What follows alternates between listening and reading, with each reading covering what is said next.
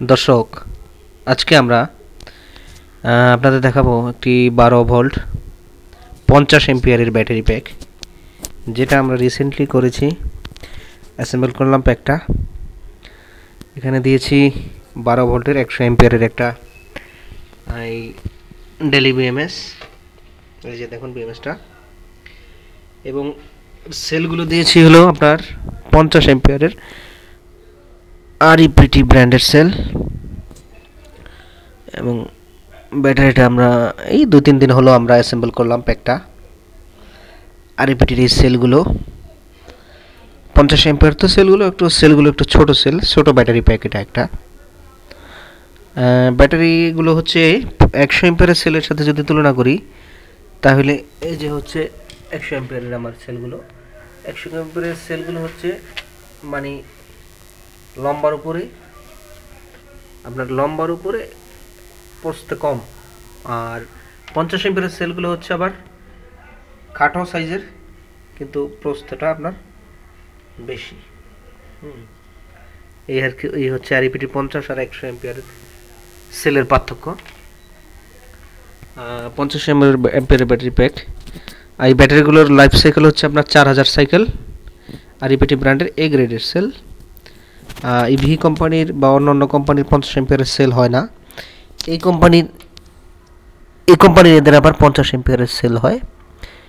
So এই সেলগুলো আমরা মার্কেটিং করতেছি, এবং আপাতত আমি এটাকে চার্জ করতেছি হচ্ছে সোলারের মাধ্যমে। এই কন্ট্রোলারটার মাধ্যমে এমপিডিটি চার্জ, 20 এম্পিয়ার এমপিডিটি কন্ট্রোলারের মাধ্যমে আমি চার্জ করতেছি। এটা হচ্ছে 130 এম্পিয়ার 30 ওয়াটের একটা সোলার প্যানেল দিয়ে। এটা যখন ভালো রোদ থাকে, এখন 6-6.5 এম্পিয়ারের মতো পাওয়া যায়। ব্যাটারির ভোল্টেজ আছে 14.8, প্যানেলের ভোল্টেজ আছে 21.2। আপাতত সেট আপ করেছি এটা টপ ব্যালেন্সিং করার জন্য, ব্যাটারিটাকে বা ফুল চার্জ করার জন্য ব্যবহার করতেছি না। টপ ব্যালেন্সিং করেছি, ব্যাটারিটা টপ হয়ে গেছে এখন। সবগুলোই মোটামুটি টানা যদি আমরা 1 থেকে 2 দিন পর্যন্ত আমরা চার্জ দিয়ে রাখি, তাহলে ব্যাটারিগুলো টপ ব্যালেন্সিং হয়ে যায়। এরপরও মেপে দেখলাম, যখন ব্যাটারি ভোল্টেজগুলো ব্যাটারিটা করার পরে প্যাক করার আগে আমরা প্রতিটা সেল আলাদা করে ভোল্টেজ এবং রেজিস্ট্যান্ট মিটার দিয়ে রেজিস্ট্যান্ট মেপে সবগুলো ভোল্টেজ এবং রেজিস্ট্যান্টের কাছাকাছি পেয়েছি। এই আরইপিটি এই সেলগুলোর রেজিস্ট্যান্ট থাকে 0.5 এর মিলিওহমের আশেপাশে থাকে। আর ইভির ব্যাটারির সেলের রেজিস্ট্যান্সটা একটু কম থাকে, 0.3335 এর মতো থাকে, আর এইগুলো থাকে 0.50 থেকে 555 এর মধ্যে থেকে এগুলো রেজিস্ট্যান্স থাকে। ব্যাটারিটা মূলত টপ ব্যালেন্সিংয়ের জন্য এবং ফুল চার্জ করার জন্যই দেওয়া হয়েছে, যেহেতু একদম ব্র্যান্ড নিউ সেল।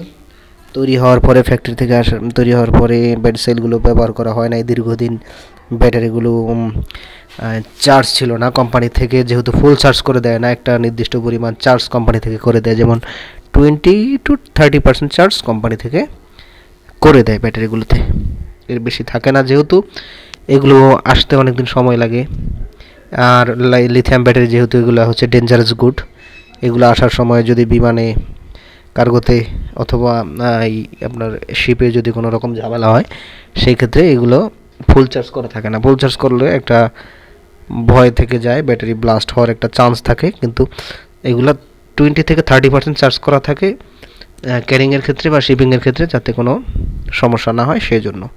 এবং এগুলো উচিত হচ্ছে,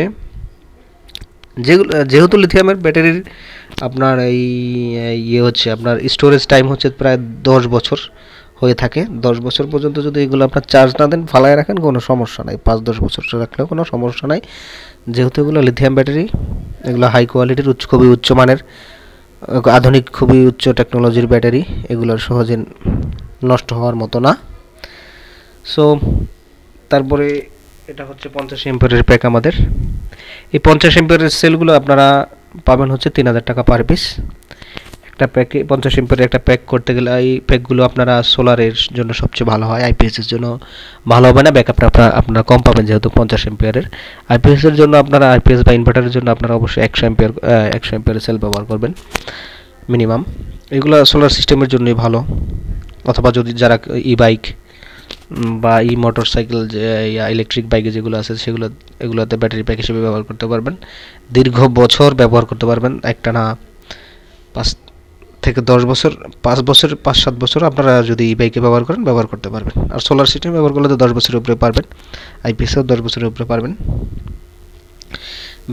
এই লিথিয়াম ব্যাটারি অবশ্যই কিছু মেনটেনেন্স অবশ্যই আছে, আপনারা ব্যাটারিগুলো অবশ্যই ওগুলো মেনটেন করবেন। তাহলে সবসময় বিএমএস ইউজ করবেন, একটা ভালো ব্র্যান্ডের বিএমএস ইউজ করবেন, আপনার টাকা বাঁচানোর জন্য কম দামি বিএমএস ইউজ করবেন না।